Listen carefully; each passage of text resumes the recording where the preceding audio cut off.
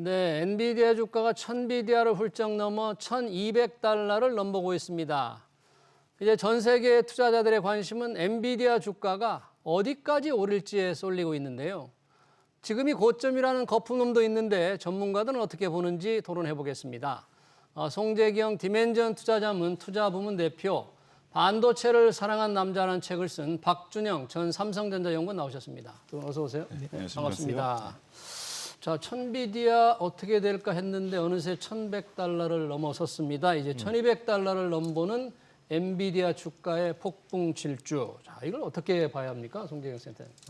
정말로 2000년도 닷컴 버블 이후로 가장 좀 화끈한 주식 네. 이렇게 봐야 될 것 같습니다. 지난 1년간 엔비디아가 저도 한번 다시 체크해 봤더니 한 3배, 1년 만에 또 한 3배 올랐고요. 1년간 3배. 예, 연초 이후에도 한 130% 올랐으니까 2.6배 예. 정도 올랐습니다. 그래서 예. S&P 500 지수가 연초 이후로 한 10% 올랐으니까 연초 대비로만 놓고 봐서 한 13배 더 높이 올라간 예. 엄청난 폭풍 성장이기 때문에 결국 시장은 엔비디아와 그 나머지들 이렇게 둘로 나눌 수 있는 그런 상황이다 이렇게 봐야 될 것 같습니다. 네, 정말 놀라운 거예요. 계속 주가가 정말 급등을 하니까 뭐 이제 다 올랐겠지 하는 때 그런 의구심을 타고 계속 오르고 있습니다. 우리도 박준영 연구원님 삼성전자에도 오래 계셨고 잘 알 텐데 이렇게 독주하는 주식 시장에서 이렇게 독주하는 걸 좀 보셨습니까, 전에도? 좀 마음이 좀 아픕니다. 아파요? 네, 네, 저도 이제 그런 설계 쪽을 알기 때문에 그 정도 오를 수 있을까라고 하는 고민을 하다가 뭔가 경쟁상도 나오겠지. 경쟁상.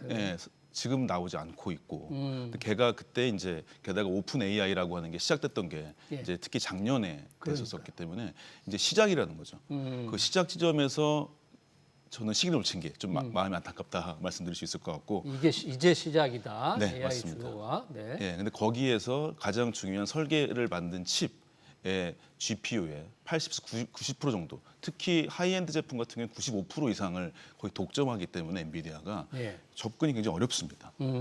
예, 그리고 이제 뭐 5년 정도 전망하더라도 뭐 아무리 27년 이후에도 70%까지 정도 깎이겠지만 경쟁 상대가 있을까라고 하는 것들이 이제 예상이 되고 있기 때문에 예.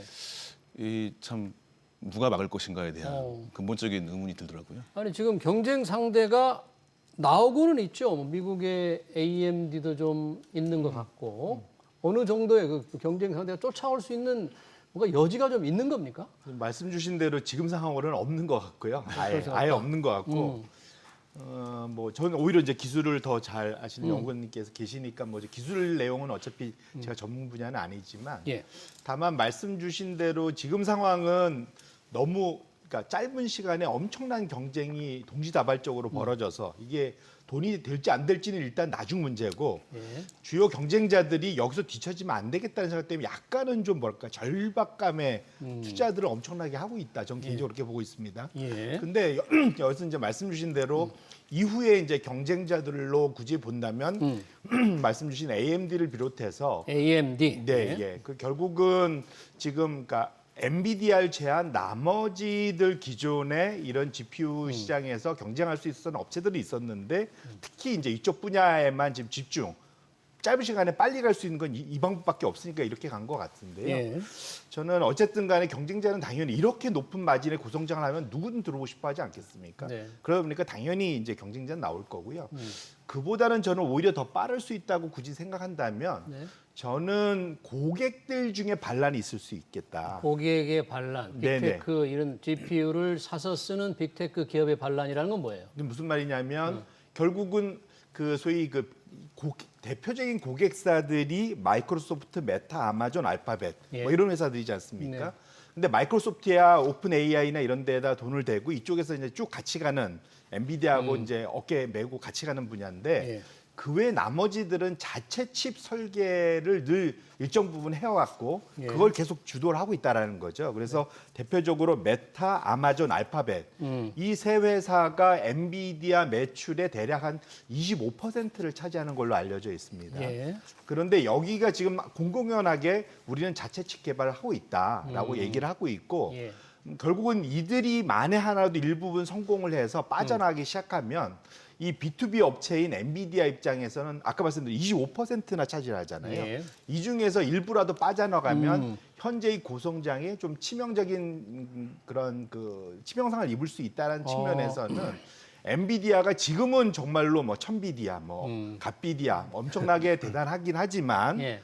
상위 그 2, 3, 4위 고객들이 호시탐탐 독립을 꾀하고 있다는 측면은 예. 언제든 급격한 그러한 매출 둔화 가능성도 꼭은 열어두면서 투자할 필요가 있겠다 이렇게 말씀드립니다. 그러네요. 지금 중요한 게 이제 쫓아오는 AMD가 있고 고객사 중에서 아까 메타, 아마존, 알파벳이 GPU를 엔비디아에 갖다 쓰는데 자체 개발할 가능성이 있다.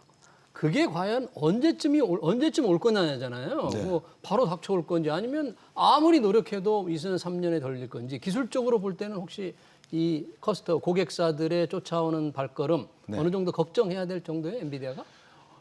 일단은 엔비디아의 가장 큰 어떤 고객들에 대한 혹은 투자자들에 대한 장점이 투자자 생각보다 훨씬 더 제품을 빨리 내놓습니다. 엔비디아가? 예, 지금 팔리고 있는 H백, 호퍼 100 같은 경우에서 원래는 이제 소위 블랙웰 100이라고 했던 것들이 4분기 말에 나온다 그랬는데 예. 그걸 땡기겠다고 이번에 또 실적 발표 때 얘기를 해버렸어요. 새로운 칩, 네, 블랙웰 예. 100. 그래서 이제 뭐 소위 예전에 황해 법칙도 있었지만은 이게 젠슨 왕에서도 황해 법칙도 생겼거든요. 그 젠슨 왕이 이제 2년에 한 번씩 새로운 제품 낸다고 예정했다가 지금 거의 1년에 한 번씩 내겠다고 아, 그걸 젠슨 황해 법칙이라고 해야 되겠네요. 또 그런 것도 생겼습니다. 예. 예전에 뭐 우리 황해 법칙 있었던 것처럼 예. 그런 것들에 대한 기술력 차이가 큰데 그 중에서도 이제 제가 봤을 때 더 큰 것은 이 칩이라고 하는 GPU 하나의 문제가 아니라 예. 점점 더 이 칩이 거대해지지 않습니까? 거대해진다고 하는 게 물리적 거대함도 있지만 성능의 거대함이 있거든요. 예. 근데 칩 하나가 되게 좋아요. 근데 그렇다고 옆에 칩이 붙었다고 해서 같이 연결되는 것들이 좋을 수는 없을 수도 있지 않습니까? 근데 그 네트워킹까지도 지금 엔비디아가 이미 잡아놨어요. 아, 엔비디아가? 예. 그래서 이제 용량이 거대해지면 거대할수록 곧 인공지능이 파라미터가 커지면 커질수록에 더욱더 경쟁력이 있어버린 상태이기 때문에 그 칩의 단위 칩에 대한 경쟁력 플러스 네트워킹 경쟁력이라고 하는 것들에 대해서 격차가 상당히 커졌기 때문에 이걸 과연 쉽게 막을 수 있을까라고 하는 거에 대한 의문이 있을 수 있을 것 같고요. 그러니까 엔비디아 칩을 계속 고객들이 쓸 수밖에 없는 지금 그런 상황이다. 네, 거기에 그 고객을 썼을 때 고객이면서 생산자이기도 했던 소프트웨어 개발자들 자체도 락인이 되어 있습니다. 그러니까 소위 얘기하는 엔비디아가 2008년부터 GPU가 아무도 소위 관심이 없을 때부터 계속적으로 소프트웨어 개발자들한테 푸다라고 한 소프트웨어를 쓰라고 그랬습니다. 푸다. 그 말하자면 놀이터입니다. 여기 오세요. 만들어만 주시면은 우리가 하드웨어 맞춤으로 바꿔드릴게요라고 하는 소프트웨어인데 거기에 대한 강력함이 있고 그 다음에 이제 뭐 한국 사람으로서 삼성이 좀 아쉬운 편인데 엔비디아의 모든 칩을 TSMC가 만들고 있는데 그 둘 자체가 거의 독점되는 거나 마찬가지입니다. TSMC 말고 다른 데 만들 수가 없어요. 그러면 이건 무슨 얘기냐면 설계도라고 할 수밖에 없는 엔비디아 칩이 요것도 오래 걸릴 텐데 TSMC도 오래 걸립니다. 아, 만드는 제조 공정 기간이 오래 걸린다 이거예요. 네, 그다음에 다른 업체도 없습니다 지금. 없고. 그러면 이제 자연스럽게 속도가 느려지겠죠. 생산 속도가. 그러면 그걸 또 다시금 앞서기도 어렵고 그다음에 그러한 형태의 선단 공정을 만드는 플랫폼이 아쉽게도 TSMC밖에 없는데 아까 말씀하셨던 소위 빅테크 회사들이 만든 칩 자체도 다시금 생산하는데 시간이 걸리겠다. 그러네요. 이런 거가 좀 있습니다. 모든 게 이렇게 꽉 짜여져 가지고 어떻게 뚫고 들어갈 수 없는 성벽처럼 엔비디아의 어떤 세계가 그렇게 돼 있는데 뭐 주가 측면으로 한번 돌아와 보겠습니다. 올 들어서만 아까 이제 100% 이상 올랐잖아요. 네. 굉장히 많이 올랐어요. 지금 1,200달러를 넘보고 있는데 보통 우리가 이 정도 되면 야, 이 주가가 너무 좀 높다. 고점이다.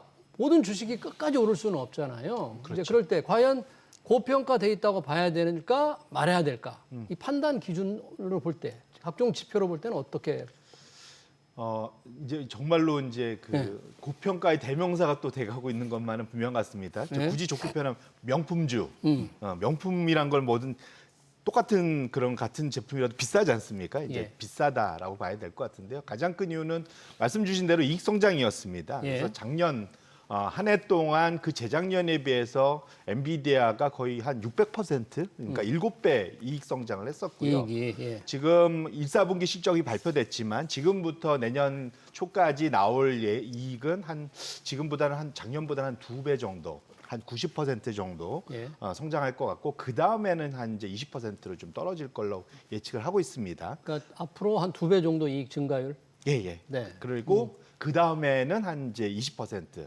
이렇게 주는 이제 90% 20% 이렇게 서서히 주는 걸로 보고 있는데 그러니까 이익이 늘어나지만 증가율은 둔화된다 그런 얘기예요? 그렇죠. 왜냐하면 영원히 성장할 수 있는 분야는 없지 예. 않습니까? 왜냐하면 그래서 지금 시장 대비 앞으로 12개월 동안 벌어들일 주당 순이익에 비해서 예. 지금 48배, 한 50배 가까이 거래되고 있거든요. 추정 PER이 50배 예. 가까이 된다. 네, 48배니까 예.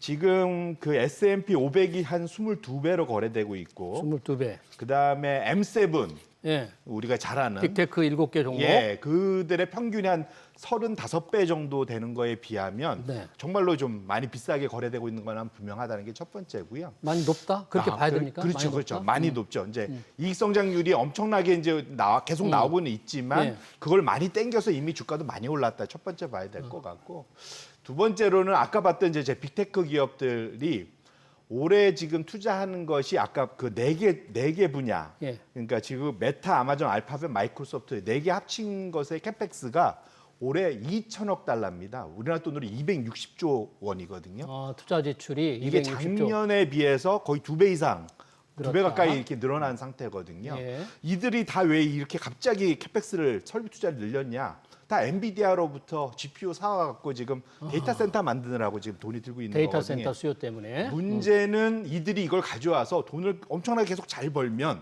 그렇죠. 그러면 우리가 앞에서 봤듯이 엔비디아가 아무리 비싸게 불러도 계속 사줄 수가 있을 텐데 올해 이렇게 정말로 치열한 경쟁, 절박한 경쟁 때문에 돈을 엄청 땡겨갖고 지금 투자를 하고 있는데 이것이 연말 내년으로 갔을 때 생각보다 수익성으로 연결이 잘 안 된다면 그렇다면 계속 이렇게 밑빠진 독에 물 붓기로 계속 할 수 있겠느냐라는 것도 고민해 봐야 된다. 그러니까 공급 사이드에서는 말씀 주신 대로 확실하게 엔비디아 말고는 당장은 대체안이 많지는 않지만 예.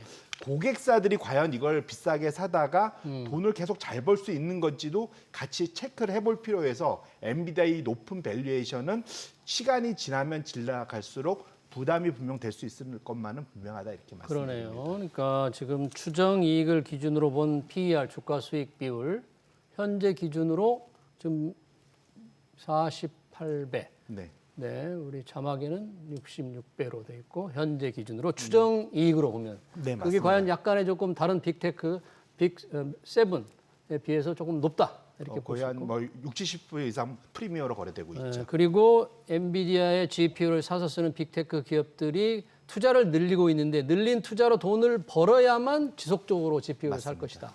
그런 데에 대한 조금 깊이 좀 점검과 연구를 해봐야 된다는데 수요가 지금 계속 늘고 있는 게 GPU 수요. 얼마 전에 일론 머스크가 뭐 이 GPU를 네. 10만 개 산다고 그랬다면서요. 그건 뭐 어떤 거예요? 투자를 8조를 받았는데 그중에 네. 6조 원을 엔비디아 GPU 10만 개 사겠다는 것이죠. 왜냐하면 이제 일론 머스크가 소위 오픈 AI와 결별하면서 예. 새로운 스타트업을 만들었습니다. 예. 그래서 말하자면 라지 랭귀지 모델 LLM의 경쟁 상황이 생긴 것이죠. 그거에 이제 필요한 GPU가 10만 개 정도 된다라고 하는 10만 것들. 개? 네. 그러니까 그걸 포함해서 우리 대표님께서 말씀을 잘해주셨는데 그거의 시기가 되게 중요해 보여요. 시기. 예, 지금 말씀하신 대로 올해 이익률이 90% 잡는다라고 하는 건 거의 결정된 것 같거든요. 예. 그러면 그 이후의 문제, 말하자면 25년, 24년 말 정도, 예, 뭐 대선 같은 걸 빼더라도 그 정도의 상황일 때 좀 고려할 필요 있는데, 저는 올해 정도까지는 이래저래 형태의 아까 벌써 EPS라고 하는 것들도 여전히 유지가 되고 있고요. 예, 주당 이익. 예, 올해 정도는 괜찮을 것 같고 그 앵커님 말씀하신 대로 주당 이익을 포함한 뭐 PER을 연결시켜준 PEG라고 하는 것도 요새 굉장히 또 핫하게 되어 있습니다. PEG. 예. 왜냐하면 이제 이 주당 이익률이라고 하는 거 EPS를 분모로 하고 그다음에 이제 퍼를 분자로 하게 되면은 만약에 성장률이 굉장히 높으면 PER이 줄어들지 않습니까? 예. 그거의 비율을 봤었을 때 특히 이런 기술주 성장주 같은 경우는 PEG라고 하는 걸 보게 된다면 현재 그 갖고 있는 이 엔비디아 PEG가 어제 일자로 봤을 때 1.44 정도 되거든요. 주가 이익 성장률 1.44. 네, 맞습니다. 예. 그거가 돼 있는데 그 비율이 통상적으로 이걸 만든 그 피터 렌치가 1.5가 넘으면 좀 버블이다. 네, 요 정도 얘기도 좀 있습니다. 지금 1.5에 접근했네요. 그렇죠, 맞습니다. 예, 접근하긴 했었으나 이 정도까지는 아까 말씀하셨던 이 기존의 탑 7에 갖고 있는 PER 비율보다 좀 더 높게 거래되더라도 뭐 괜찮지 않을까라는 생각이 들긴 해서 저는 올해 정도는 나쁘지 않겠다 생각이 들긴 하는데 예. 그 이유는 말씀하셨던 대로 고민할 필요는 있겠지만은 네. 그 다음에 이 엔비디아 자체로 입장으로 봤었을 때는 이 GPU의 인프라 매출이라고 하는 건 계속 될 거기 때문에 예. 이 단위체로 봤었을 때 이후에 다른 회사들의 매출 여부라고 상관없이 올해까지는 좀 괜찮지 않을까라고 하는 것들은 전 전망할 수 있을 것 같습니다. 근데 올해까지는 괜찮다는 말씀과 내년 이후를 이제 좀 우리가 신경을 써야 된다 그러면 네. 주식 투자자라는 건 늘 미래를 보니까 이 투자자들이 내년도 생각하고 내후년 2026년도 생각해야 되는데 그렇다면 조금 좀 머뭇거려지는 지금 타이밍 시간으로 봐야 됩니까? 아니면 뭐 네. 질주를 계속 한다고 봐야 됩니까? 이게. 이제 저도 굉장히 고민이 많이 되는 분야이기도 하고, 예, 아까 말씀 저의 쓰린 속과 대비해가지고 그런 걸 뭐 그 감정을 제외하고 한다면 네. 제가 봤을 때는 이 엔비디아의 가장 큰 특징은 인프라 투자라고 하는 거를 포함하면서도 예. 이 자체가 기술입니다. 예, 그러니까 인프라 투자만 갖고 있는 GPU를 포함해서 이 이후에 엔비디아 갖고 있는 형태의 여러 가지 기술들이 있거든요. 예를 들면 CPU를 다시 만든다고 하든지 예. GPU를 포함해서 아예 서버 자체를 만든다든지 그러니까 더 부가가치 있는 형태의 칩 설계들을 하고 있거든요. 요건 또 다른 부가가치가 나올 수 있기 때문에 인프라 플러스 AI 기술 자체일 수 있기 때문에 또 다른 형태의 또 상승도 되지 않을까라고 하는 생각이 들어가지고 예. 복잡합니다. 그러네요. 마음이 좀 복잡하실 것 같은데 네. 그 복잡한 사람들에게 조금 투자에 뭔가 판단하는 지표가 되는 게 하나 있습니다. 다음 달 10일에 액면 분할을 해요. 10분의 1로. 사실 뭐 사고 싶어도 너무 비싸서 사기 어려운 분들한테는 혹시 조금 이걸 좀 주목할 필요가 있을 것 같은데 자, 액면 분할과 뭐 주가 상승은 직접적 연관은 없는 거죠? 이론적으로는 사실은 말은 안 되죠. 그냥 네, 분할했다고 원래- 주가 올라가는 건 아니잖아요. 예, 뭐 예를 들면 100만 원짜리를 10분의 1로 하면은 10만 원짜리 10개로 다시 되돌려 주는 거지 않습니까? 네. 하나가 이제 10개로 그냥 나눠지는 것밖에 없는데 네. 다만 이제 여기에서의 기대감은 통상적으로는 그 사이 너무 비싸서 접근하지 못하던 분들이 십시일반으로 들어오기 시작하면 훨씬 나아지지 않게 하는 이제 거래 유동성. 이제 그게 이제 첫 번째가 하나 이유가 될 수 있을 것 같고요. 예. 저도 이제 그 자료를 찾아보니까 미국에서 S&P 500이 한 지난 50여 년간, 45년 정도 그 확실히 주식 분할했던 기업들의 12개월 주가 상승률이 예. 기존의 그 지수의 주가 상승률보다는 늘 높았더라고요. 높았다. 예. 분할 이후 1년 동안. 네, 그러니까 항상 주가 상승률이 좋았다는 거 훨씬 그러니까 주식 분할이 좋은 재료, 호재인 것만은 분명하다. 한 1년 정도는. 그런데 이제 그걸 또 안으로 좀 더 들여다 보면 예. 특정, 그러니까 모두가 그런 건 아니고 특정 몇몇 종목들이 엄청난 성과를 내면서 이런 일들이 있었더라. 평균으로 해보니까 예, 특정 근데- 주식만 그렇더라. 예, 그래서 왜 그런가를 보면 그 사이에 워낙 주가가 폭등을 해갖고 소위 이제 과거에 뭐 우리 천슬라 뭐 이런 얘기도 했었고 네. 천비디아 뭐 이렇게 이제 거의 천불, 그러니까 우리나라 돈으로 한 100 몇십만 원을 넘어가기 예. 시작하면 아무래도 투자자들이 접근하기 어려우니까 네. 그런 얘기는 거꾸로 하면 그 사이 성과가 워낙 좋았었다는 거지 않습니까? 이런 회사가 이제 주식 분할까지 하면 그 이후로 주가가 좀 더 좋아지는 경향은 분명 있었던 건 같기 네. 때문에 이것만으로는 분명 확실히 엔비디아한테 호재일 거는 같은데요. 예. 또 거꾸로 우리나라로 돌아와서 보면은 삼성전자가 2018년도에 네. 액면 분할 1년 했었지 않습니까? 네.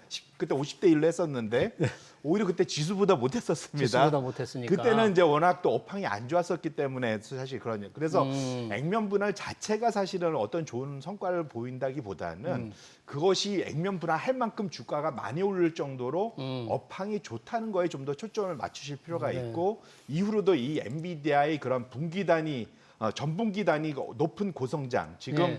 지금은 이제 아마 가장 직전 1, 4분기가 전분기 대비 한 20% EPS 성장을 했었죠. 매출도 네. 그렇고. 근데 분명한 건 이건 속도는 좀 떨어지고 있어요. 확실히 전분기 대비로는. 이 속도가 좀 유지되는지 여부는 꼭 지켜보실 필요가 있고. 그래서 이제는 과거에 이런 막 지금 연초에 한 200 이런 것을 기대하기보다는 예. 눈높이를 낮추되 현재 실적 유지되면 괜찮은 그런 성과를 낼 수 있을 것만은 분명하다 이렇게 과거 말씀드립니다. 50년의 S&P 종목에 지금 액면 분할한 걸 통계를 보여주셨는데 일반적으로 한점 높았다. 그러나 지수를 추월했던 거는 특정 종목이었다. 그런 얘기인데 그러면 어떻게 해야 되겠어요? 우리 박주영 연구원님은 이런 때 우리 좀 가격이 좀 낮아졌으니까 좀 살만하겠다고 생각하는 분들 투자해도 될까요? 이제? 참 이게 저도 이 기술을 알면서도 이 마음이 당기는 건 또 생각이 들기도 하고 예. 아까 말씀드린 대로 중기 혹은 뭐 올해까지만 하더라도 저는 이익이 계속 될 거라고 어느 정도는 예. 믿고 있는데요. 근데 이게 이제 첫 번째로는 어떤 게 투자하시는 분들에 따라서 단기적으로 이런 투자하시는 분들께서는 이 액면 분할일의 전후 자체가 굉장히 유동성이 달라질 수가 있을 것 같습니다. 네, 왜냐하면 이제 아시다시피 액면 분할 됐을 때 소위 얘기한 소액 투자자들이 많이 접근되겠죠. 근데 그걸 보고 어느 정도의 단기 차익을 노리는 사람들이 또 나타날 수도 있을 것 같습니다.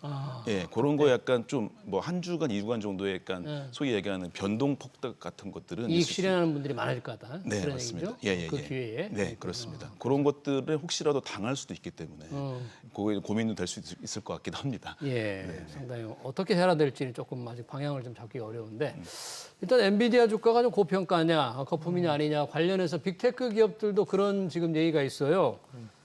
뉴욕 증시가 지금 엔비디아 빅테크 힘으로 사상 최고치를 경신하고 있는데 곧 시장이 붕괴될 거다. 뭐 그런 붕괴의 전조로 해석되는 힌덴부르크 징조라는 게 나타났다. 힌덴부르크 징조가 나타났다는데 네. 이게 뭐죠? 그런 게 나타났어요? 저도 그래서 이거 질문을 받고 저도 한번 찾아봤습니다. 이게 보니까 1937년도에 그런 그 초호화 비행선 힌덴부르크 네. 이게 이제 추락하면서 이제 이걸 갖고 왔다 뭐 이런 건데 그러니까 1995년도에 개발된 지표라고 합니다. 뭐 예. 그래서 한 5가지를 가지고 이러이러한 5가지의 기준들이 있으면 이게 그러니까 시장 전체가 폭락할 수 있는 가능성이 꽤 있다. 뭐 이제 이런 거라고 봐야 될 것 같은데요. 근데 뭐 월스트리트 저널에서는 역으로 이게 맞는 확률은 한 30% 미만이다. 30% 미만이다. 예, 그렇게 보면 엄청나게 그 소위 이제 신호의 그런 확률이 높은 건 아닌 것 같습니다. 그래서 네. 저 개인적으로는 말씀 주신 대로 지금 빅테크들이 목에 찬 밸류에이션은 맞거든요. 네. 지난 5년간 빅테크들이 그러니까 S&P 500의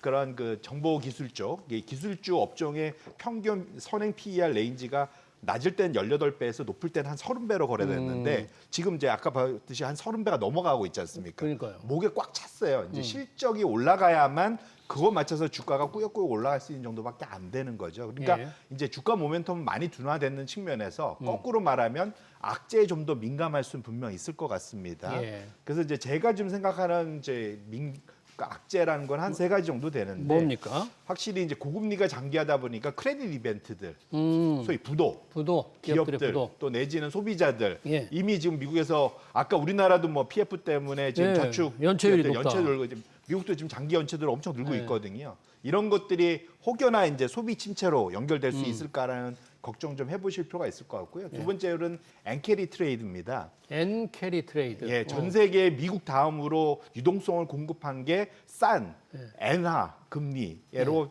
엔화로 차입을 해가지고 전 세계 투자하는 게 이게 한 20조 달러 정도 되거든요. 예. 움직이는 게. 이 규모가 만약에 지금 엔이 강세로 돌 수도 있는 그런 상황이기 때문에 일본이 이제 금리를 올리려고 그러니까. 그러니까요. 그렇게 되면 이것이 언와인드 된다 그러죠. 이게 풀리면서 다시 돌아와요? 예. 그러면 돈들이 쫙 빠져나오면 유동성이 순식간에 타격을 입을 수가 있거든요. 예. 그래서 이런 것들이 혹시라도 이제 브렉스완이 되면 아까 말했던 그런 징조들이 현실화될 가능성은 있는데 그런 것이 않으면 현재 상황에서 비싸서 이제 재미가 없는 장이 될 수는 있지만 급락이 올 거냐에 대해서는 아직은 뭐 저는 그러네요. 그런 정도는 아니지 않을까. 네. 왜냐하면 올해 또 대선도 있어서 연준이 이건 관리도 좀 하고 있는 것 같아서요. 네, 그래요. 그렇습니다. 그러니까 뉴욕 증시가 붕괴되는 힌덴부르크 징조가 나타났다고 하는데 좀 신뢰도가 낮다. 좀 믿기 어렵다. 그런 얘기네요. 우리 맞습니다. 손대영 네. 대표님께서. 저 엔비디아 질주만 보고 있으니까 뭐 엔비디아 혜택을 받는 종목에 관심이 많아요. 뭐 국내에서 반도체 보면 단연 SK 하이닉스 가지고 혜택을 보고는 있지 않습니까? 하이닉스 외에도 지금 이 엔비디아 관련 수혜주를 든다면 어떤 걸 들 수 있을까요? 하이닉스 외에도 기본적으로 이번에 데이터 센터들이 만들어지면서 GPU하고 HBM뿐만 아니라 소위 SSD라고 해서 기업용 SSD, 예. 낸드 플래시를 엮었던 응용품이 있습니다. 예. 그거에 대한 수요가 굉장히 는다는 것들이 바로 이제 기사가 나오기도 했고요. 예, 그것도 SSD. 당연히 투자가 들어갈 것 같기 때문에 SSD는 삼성과 그 하이닉스 같은 경우가 둘 다 어느 정도 기술을 갖고 있긴 한데 약간 기업용 SSD 같은 경우는 죄송합니다. 하이닉스가 조금 더 높은 경쟁력을 가지고 있긴 합니다. 예. 네, 그래서 이제 삼성이나 하이닉스 같은 경우가 이제 SSD 시장 같은 경우가 네. 실제 지금이 이제 기본적으로 공급이 소위 이제 그 공급을 많이 줄인 상태이기 때문에 그런 것들 상태에서 가격이 올라가 있는 상태일 것이고요. SSD. 네, 그런 네. 것들 관련된 거. 그다음에 SSD를 포함한 HBM 연관되어진 소위 그걸 평가해주는 테스트 회사들이 있습니다. 테스트. 네, 소위 소켓이라고 얘기하는데요. 소켓. 네, 소켓이라고 해서 그 칩들을 맞춰가지고 테스트해주는 형태의 어떤 비이클로 보시면 될 것 같아요. 예. 그런 것들을 하고 있는 뭐 여러 가지 회사들이 있습니다. 뭐 리노공업이라고 한다든지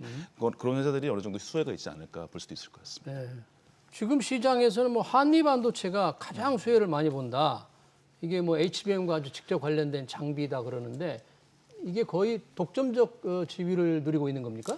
우리 영훈께서 답을 주시기 아, 그래요? 이제 한미 반도체가 거의 독점적 HBM 관련 장비 중에서?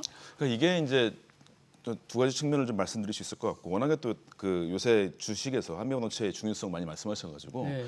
근데 이제 말씀드린 대로 삼성 같은 경우가 2019년도 HBM 사업이라고 하는 거 약간 좀 저하게 되면서 관련되어진 기술력 발전 같은 경우나 장비사들에 대한 연관성이 좀 떨어졌었습니다. 근데 이제 현재 HBM3E 같은 경우가 테스트 중 혹은 약간 좀 지연 중이긴 하나 삼성에서는 무조건 한미반도체 설비가 있어야 되는 거야 대한 의문이 좀 있긴 있습니다. 예, 대체제가 있기도 하고요.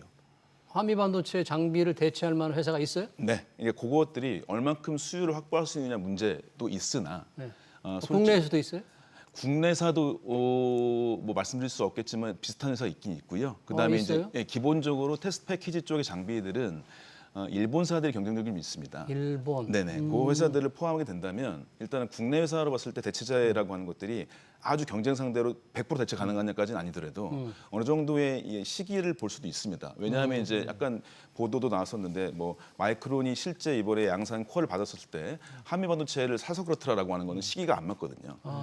예, 그러니까 마이크론 장비의 콜 여부와 한미 반도체를 구매했다 여부는 좀 차이가 있습니다. 예. 말하자면 그거 없이도 어느 정도의 테스트, 뭐 양산 품질까지 100% 아니더라도 그러니까 한미 반도체라는 설비 자체에 갖고 있는 기술력, 그다음에 이번에 탑 10 안에 들었습니다. 매출 단위로 해가지고 예. 그걸 축하할 만한 일이긴 하고 국내 반도체 회사에 굉장히 좋은 일이긴 하나 무조건 한미 반도체가 있어야 되는지는 왜냐하면 반도체 후공정 자체 레시피가 보통 300개 레시피 정도 되거든요. 물론 거기 핵심 기술이 보통 되긴 예. 합니다. 그중에 10% 대비가 핵심 기술이긴 하나 그것 때문에 무조건 안 되느냐라고 하는 것들은 약간은 뭐 비판적으로 볼 수 있지 않을까 말씀드립니다. 마지막으로 송재영 대표님, 이 엔비디아 관련 개별 종목을 연구하기 어려운 분들 관련 ETF에 관심이 많은데 혹시 인공지능 관련 ETF에서 뭐 추천해 주실 만한 좀 주목을 끌 만한 게 있을까요? 뭐 국내 그 관련된 ETF들이 상당히 꽤 있습니다. 엔비디아 비중들인데 또 신기한 건 엔비디아 많은데 나머지 종목들이 못 해갖고 비슷하게 키노피가 빅테크 ETF랑 비슷한 종목들이 있습니다. 그래서 예. 그건 검색해 보시면 많이 나올 것 같은데 다만 조심하셔야 될 거는 과거 지난 20년간 ETF들이 특히 이런 테마성 또는 업종에 집중된 ETF들이 상장 출시 전에는 되게 좋았는데 한 2년 동안은 출시된 이후 5년간을 장기적으로 놓고 보면 성과가 좀 저조해지는 경향이 분명히 있습니다. 그래서 이거는 오히려 이런 테마성 ETF는 좀 단기적으로 접근하신 것이 맞지 않을까 이렇게 말씀드립니다. 알겠습니다. 엔비디아의 질주, 투자 전략까지 잘 들었습니다. 지금까지 송재경 디멘전 투자자문 투자부문 대표 그리고 박준영 전 삼성전자 연구원이었습니다. 두 분 고맙습니다.